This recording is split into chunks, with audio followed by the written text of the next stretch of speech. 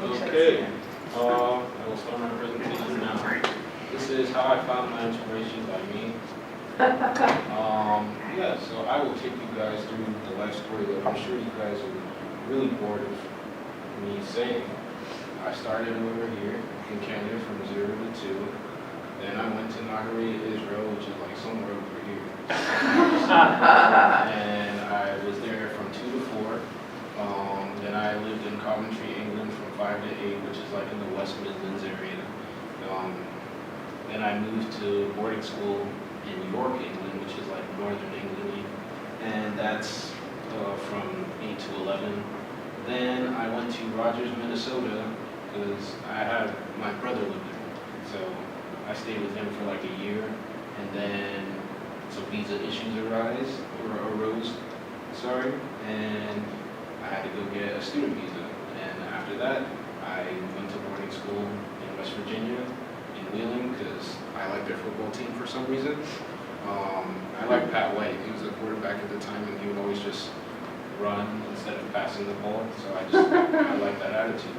So I attended boarding school from 12 to 18, and it was the best and worst years of my life.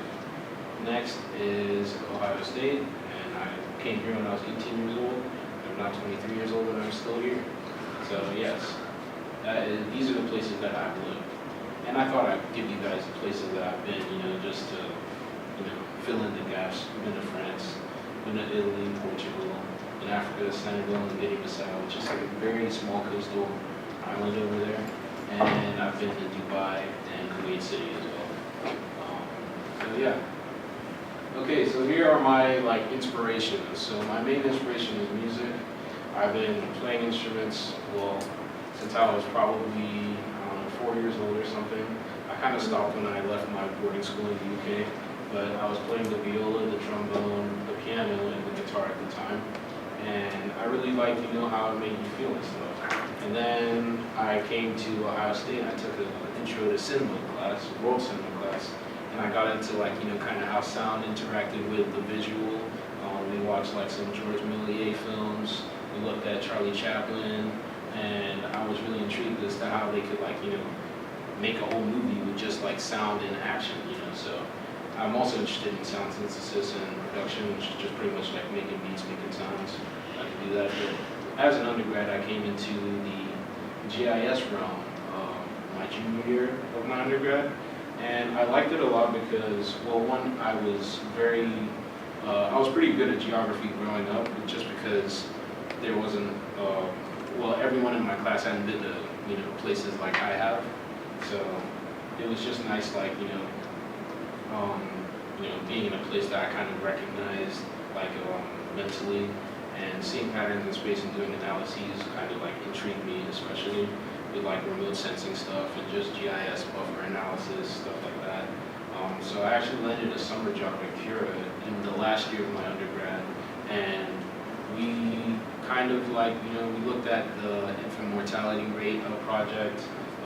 I did the JavaScript tutorial on that because I was interested in coding as well. So that kind of led me towards my current research today, because we were starting a project called Songs of the 614, where we would look at a bus route, and we would go along the CMAX bus route and see how prices changed as you go down the CMAX. But we didn't visualize the change. We used sound data to see the quantitative change throughout the bus line.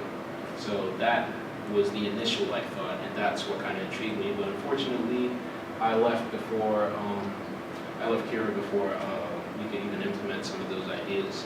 So I kind of took those with me. So yeah, here's what I was talking about. So it was just sonified data paired with an animated map visualization of a bus going down a bus route. And sound was added to the data as the data changed.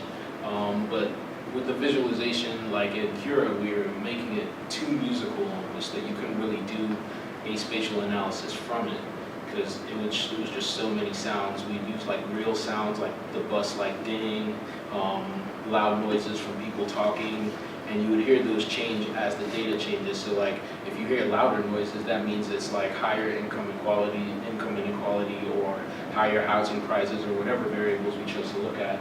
lower volume things means like lower quantitative data. So eventually, Ningxuan, like when I came to this department, my advisor was Harvey, and he was just kind of telling me, look, just do something along transportation, and I was like, I don't know if that's where my heart is, you know? And then luckily Ningxuan just came up to me, he was like, hey, I really like the ideas that were going on with the songs of the 614. I'd be interested to look at that with you. And I was like, oh, cool, someone speaks my language. So like, I'm looking at now, how can you effectively communicate information using sound? Do you want to use an abstract sound, which is just like if you play a note on the piano, which is like an E or a C or something like that? Is that better than using like actual sounds, that like using like wind or like the sound of wind or the sound of people talking or clapping or even narration? Okay.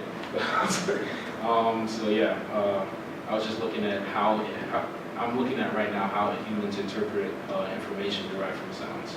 And in the dream world, obviously, like I would use this to enhance my music production skills, diving deep into psychoacoustic theory, using research findings to enhance visualizations and maps, maybe, perhaps helping visually impaired individuals, or even, you know, for video games, or maybe even a GIS video game.